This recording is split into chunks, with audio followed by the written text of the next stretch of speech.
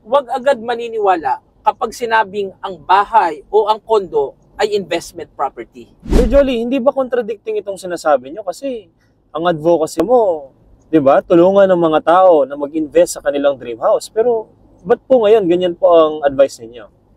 Alam mo, lahat naman ng Pilipino ay nangangarap magkaroon ng sariling bahay. So, kahit hinuhulugan yan buwan-buwan, kahit talaga pagtuunan natin yan ng ating mga budget, wala po akong question doon. Kasi kailangan talaga natin ng shelter para sa ating pamilya.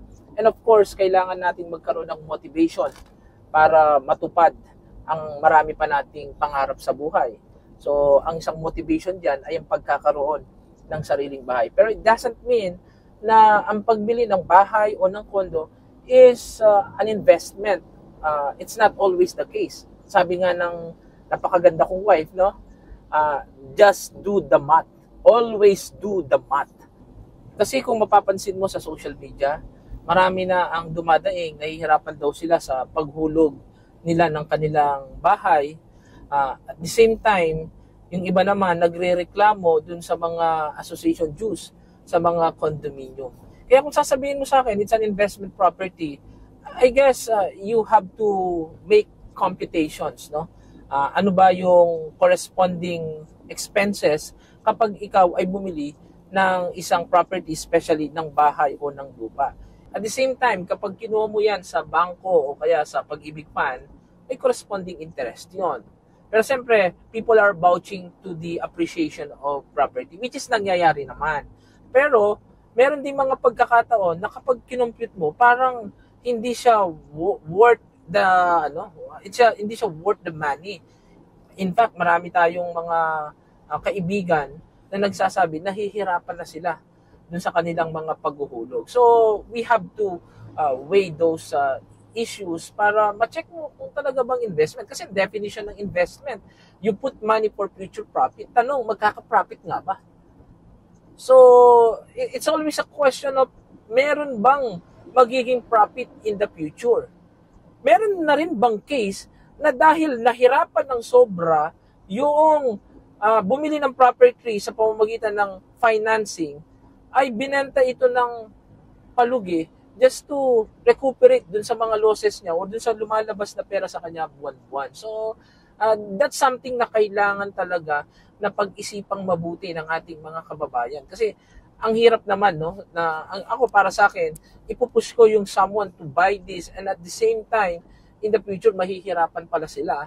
Or, mali pala yung angkurahin ng sinasabi natin na, ito investment property. At the end of the day, ginawa ba natin yung mathematics? Kung magbabudge tayo sa future value, are we certain about the future? Talaga bang tataas ang presyo ng ganito o ng ganon? Meron bang historical data nun? So, these are the things that we have to evaluate. And remember, yung ganitong pag-appreciate ng mga property, nagbavari yan from one area to another area. At the same time, syempre, you always consider the depreciation ng building kung ikaw ay bumili ng bahay o ng kondo. Sir Jolly, hindi ba ironic po ito? Kasi ikaw po, personally, meron kang 25 residential houses at saka around 30 residential lots, if I'm not mistaken, no po? Pero ngayon po, ang sinasabi ninyo, hindi ito investment. So ano pong take niyo doon, Sir Jolly? Actually, it's two different perspective kapag bumili ko ng residential houses sa residential lots. Sa residential lots, I have no question. So kung mali man ang bili ko dun sa mga residential lots na yon, ay time will correct, kumbaga magsi-self-correct through time ang real estate. Kung mahal mo siyang nabili, pero eventually talagang tataas yan kasi ang pinag-uusapan lang natin ay lote. Wala tayong pinag-uusapan na building. Kung ang tinatanong mo naman, yung mga ongoing residential houses natin, ano ba yung purpose? Bakit binili? Kasi ang sinasabi ko, na wag niyong gagawin, bumili ka na nga ng dream home mo na hinuhulug-hulugan monthly, tapos bibili ka ng another residential property, either bahay or condo, na huhulug-hulugan mo monthly with interest sa financing, then parang nagsisuicide ka nun. Pero kung ang goal mo ay buy, build, and sell for capital gains purposes, or buy, build, and rent for cash flow purposes, then I guess that's a very good investment. So, we just have to compute. Lagi ko naman sinasabi, kung uutangin natin yung isang bagay tapos with interest tapos hindi tayo sure kung mananalo o hindi tayo mananalo sa pagbili natin ng isang property, then we have to think twice. Huwag nating pahirapan yung ating sarili. Sabi nga nila, anything that takes away money from your pocket is not an asset. It's actually a liability. Kaya sa mga kababayan namin na gustong mag-invest sa real estate properties, always do the math. But then again, inuulit ko po, ang pagbili ng dream home mo para sa akin, nagbibigay motivation sa iyo para lalo kang magpursige, para lalo kang magpasok ng pera para sa pamilya mo.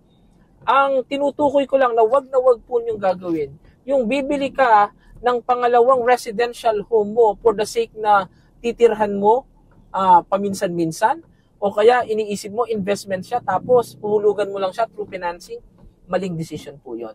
Mga kababayan, let's always do the math. Kasi at the end of day, hindi tayo dapat napasusway dun sa sinasabi lang ng ilan na, oh, maganda ang area na yan, maganda yung location yan, maganda yung mga amenities yan. Wag. Let's do the mathematics. From there, you can see if this is really a good or not good investment para po sa inyo. Sana po ay nakatulong ang video na ito sa inyo para magkaroon pa tayo ng mas malalim na perspektibo sa pagbili ng mga real estate properties. I guess that's all for now. Thank you so much. Power morning po sa inyo.